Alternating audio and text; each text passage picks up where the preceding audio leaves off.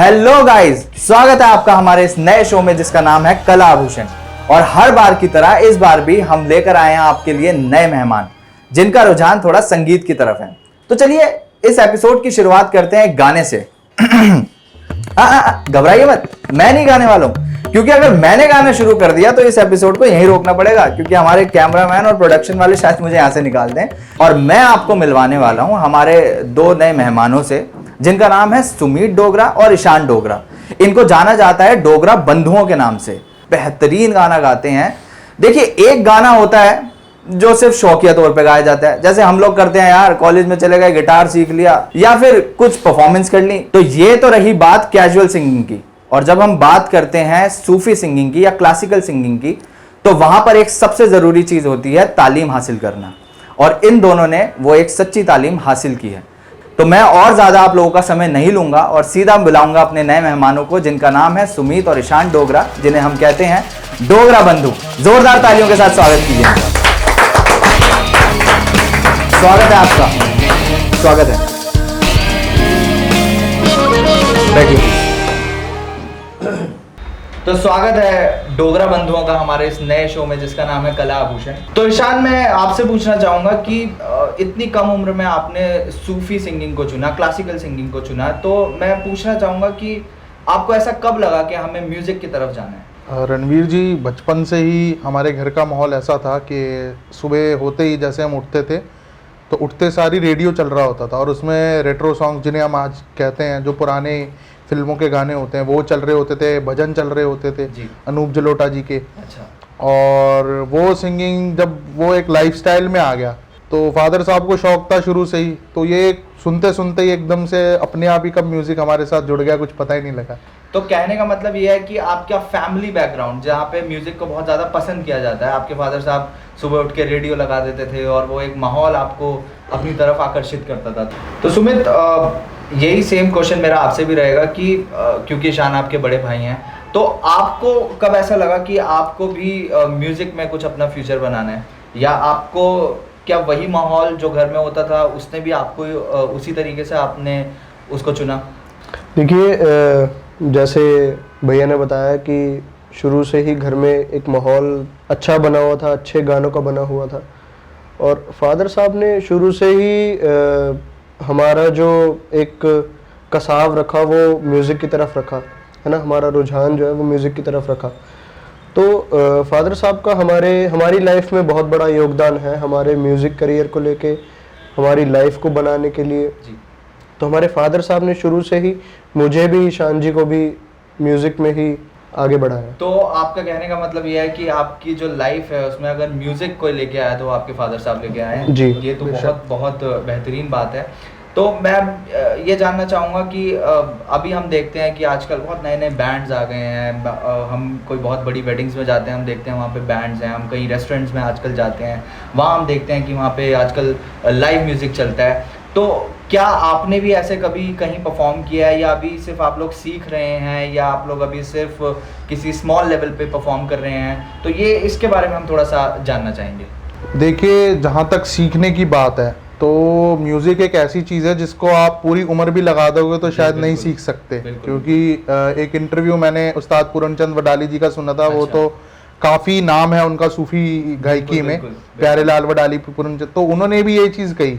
तो जब इतने बड़े उस्ताद हो गए वो अभी तक सीख रहे हो, तो हम तो अभी कुछ है ही नहीं। सीखने की बात में कही जाए। दूसरी जो आपने बात कही कि कहीं परफॉर्म करने की, तो जब शुरू में हमने शुरू किया तो पंजाबी बाग में एक क्लब था, वहाँ हमने परफॉर्म किया। अच्छा। और फिर होटल्स वगैरह में हमने परफॉर्म किया। और इसकी शुरुआत मेरे साथ ऐसा था कि जब मैं अमृतसर में था तो वहाँ मैंने परकशन से शुरू किया था। कि हॉर्न बॉक्स होता है एक इंस्ट्रूमेंट, वो बजाना शुरू किया था। उसके बाद फिर मैं दिल्ली आया। दिल्ली में मैंने फिर भाई के साथ बात करके हमने अपना एक बैंड बनाया जिसका नाम रखा सुर द सोल। तो वो बैंड के नाम के अंदर हमने फिर प्रोग्राम्स करने शुरू करे। तो आजकल के टाइम पे वो क्लब्स वगैरह प्रोग्राम्स तो हम नहीं कर रहे, लेकिन हाँ, अगर कहीं प्राइवेट प्रोग्राम्स मिलते हैं तो हम करते हैं। क्या आपको लगता है कि इस टाइम जहाँ पर हर कोई होड़ में लगा हुआ है कि एक मुंबई जाना है, और बैकग्राउंड क्लासिकल आजकल सिंगिंग का भी हम बहुत नाम सुनते हैं कि हर जगह कहते हैं कि अगर म्यूज़िक में कुछ करना है तो क्लासिकल आना चाहिए, तो तो क्या आप लोगों का अभी आगे कुछ प्लान है और चीज़ें सीखने का, या अभी आपको लगता है कि हम इसी को आगे परस्यू कर सकते हैं? क्लासिकल म्यूज़िक की आपने बात करी तो गांधार महाविद्यालय से 2 साल मैंने ट्रेनिंग ली क्लासिकल का, और क्लासिकल में जो एक चीज़ बड़ी प्यारी है कि सुकून बहुत है। बिल्कुल बिल्कुल, है ना। होड़ जो है बॉम्बे जाने की या किसी इंडस्ट्री में जाने की वो अलग चीज़ है, पर जब तक इंसान के दिमाग में सुकून नहीं है तो म्यूज़िक भी जो है वो बिल्कुल हम जानते हैं कि जब भी हम फ्यूजन का एक नया दौर आ गया, सूफी और नए दौर के गानों को मिला के कुछ एक वो फ्यूजन करके कुछ नया बनाते हैं। तो मैं ये जानना चाहूँगा कि इस एज में जहाँ पर अभी आप यंग एज में हैं, एक स्टाइल के लिए भी लोग म्यूज़िक को अडेप्ट करते हैं कि एक गिटार ले लिया और हम थोड़ा सा स्टाइल के लिए, पर वहाँ पर आपका जैसे पहनावा है या आपकी जो सिंगिंग है वो सूफिज़म की तरफ ज़्यादा जाती है, तो ये आपको कब लगा कि हमें इस तरफ ज़्यादा ध्यान देना चाहिए? देखिए रणवीर जी, ये भी जिसे कह ले खुदा की एक बख्शिश ही है, क्योंकि म्यूज़िक हमने शुरू तो पहले हमने सीखा 3-4 महीने किसी हमारे जो गुरु थे अरुण स्वामी जी, उनसे सीखा। ओके। तो शुरू से ही सूफी म्यूजिक हमें लगा, और सूफी में क्योंकि बहुत शोर शराबा सुनने की भी हमें आदत नहीं है। ओके। तो अगर देखा जाए, मैं ये नहीं कहता कि म्यूजिक बुरा है, क्योंकि कोई भी म्यूजिक अपने आप में बुरा नहीं होता।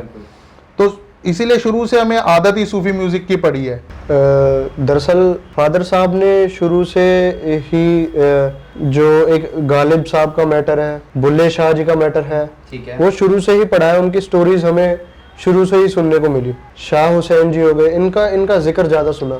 बाबा फरीद जी हो गए। तो जब इनकी लाइफ स्टोरीज पढ़ते थे, बाबा बुल्ले शाह जी की लाइफ स्टोरी पढ़ी कि उन्होंने किस तरह से अपने यार को तेरे इश्क नचाया कर थैया थैया, है ना, उन्होंने कंजरी बन के अपने खुदा को, अपने पीर को मनाया। वहां से इंस्पायर हुए कि शुरू से ही कि हमने इस चीज को अपनाना है, और मैं भी मैंने स्टार्ट करी कि हाँ भी कोशिश करके देखते हैं। म्यूजिक से रिलेटेड आपका माहौल रहा तो इसलिए आपका रुझान भी उस तरफ जाते गए। जी चलिए, बहुत बढ़िया। तो मैं चाहूंगा कि कुछ एक मैसेज, क्योंकि इस इतनी यंग एज में जो मैं आपसे जो बात करके मुझे समझ आया कि इतनी यंग एज में आप दोनों की उम्र कोई बहुत ज़्यादा नहीं है, और उसमें इतने बाकमाल ख्याल, इतनी बाकमाल आपकी सोच, और जो जिस लाइन को आपने चुना, म्यूज़िक में और भी बहुत सारी लाइंस है, बट आपने जो सूफ़ी गानों को चुना, तो मैं दोनों की तरफ से एक मैसेज चाहूँगा हमारे व्यूवर्स को, हमारी आज की यंगर जनरेशन को, कि आप क्या देना चाहेंगे एज अ पर्सन, या फिर हम अगर म्यूज़िक वो चुनते हैं तो क्या एक सोच रहती है आजकल जो नए नए बच्चे सीखना चाह रहे हैं सूफ़ी गानों को, तो क्या आप अपनी तरफ से एक मैसेज देना चाहेंगे? देखो जी, संगीत के लिए एक मैसेज जो है वो मेन तो यही है कि जितना प्रैक्टिस कर सकें, जितना रियाज कर सकें। संगीत में जो एक सबसे मुश्किल काम है वो रियाज है, अपने आप को साधना है, अपने सुरों को साधना है। तो जितना ज्यादा प्रैक्टिस कर सके उतना ज्यादा। म्यूजिक भी रियाज बहुत बड़ी चीज, बहुत बड़ी किसी भी रियाज के उम्र लग जाती है, लेकिन म्यूजिक नहीं सीख पाता। मैंने आपसे पहले भी डिस्कस किया, तो म्यूजिक एक ऐसी चीज है कि जितना सीखते जाए, और भगवान करे, खुदा करे कि हम सीखते ही रहें और आगे अच्छा गाते रहे। और यही सिर्फ मैसेज देना चाहूँगा इस प्लेटफॉर्म की तरफ से कि ये बहुत अच्छा प्लेटफॉर्म। मैं थैंक यू करना चाहूँगा आपका भी रणवीर जी कि आपने हमें यहाँ इन्वाइट किया, और यही कहना चाहूँगा कि ये प्लेटफॉर्म सबको मिलने चाहिए, ऐसे प्लेटफॉर्म्स, क्योंकि आज के टाइम पे जो मैंने एक्सपीरियंस किया कि कहीं ना कहीं प्लेटफॉर्म्स की कमी है, टैलेंट की कोई कमी नहीं है। बिल्कुल सही बात। टैलेंट बहुत है हमारे पास। इसके लिए मैं आपको, आपकी टीम को शुभकामनाएं देना चाहता हूँ, कला आभूषण की टीम को। Thank you so much. आपको भगवान करे और तरक्की दे, और फिर आप हमें दोबारा बुलाओ। थैंक यू, बिल्कुल इंतजार रहेगा। और अभी आप लोग कहीं नहीं जा रहे हैं, मैं अपने व्यूवर्स को बता दूं, अपने दर्शकों को बता दूं कि समय सिर्फ मेरे जाने का है। अभी ये दोनों डोगरा बंधु आप लोगों के साथ जुड़े रहेंगे, क्योंकि अभी जो अगला आप पार्ट देखने वाले हैं वो सिर्फ इनकी परफॉर्मेंस का है, सिर्फ इनके गानों का है। तो हम अब लुत्फ उठाते हैं डोगरा बंधुओं की आवाज़ का, उनके गानों का। और साथ साथ मैं आपको बताना चाहूँगा, कला आभूषण को सब्सक्राइब कीजिए, चैनल को, हमारा जो न्यू चैनल है, हमारा जो ये न्यू शो आया है, इसको सब्सक्राइब कीजिए, हमारे चैनल को लाइक कीजिए और बेल आइकन जरूर दबाइए, क्योंकि जो भी नया एपिसोड आएगा सबसे पहले नोटिफिकेशन आपके पास आएगी। थैंक यू सो मच हमारे साथ जुड़ने के लिए। Thank you so much Dogra बंधु। फिर मिलते हैं बहुत जल्द, और अभी आप लोगों का समय है। Thank you so much. तो अब मैं बुलाना चाहूंगा आर्ट हाउस प्रोडक्शन और इस शो कला आभूषण के डायरेक्टर को, मिस्टर पंकज भाटी को, वो आए और एक एप्रिसिएशन ऑफ सर्टिफिकेट हमारे दोनों मेहमानों को दें। Mister Pankaj Bhati. Thank you so much.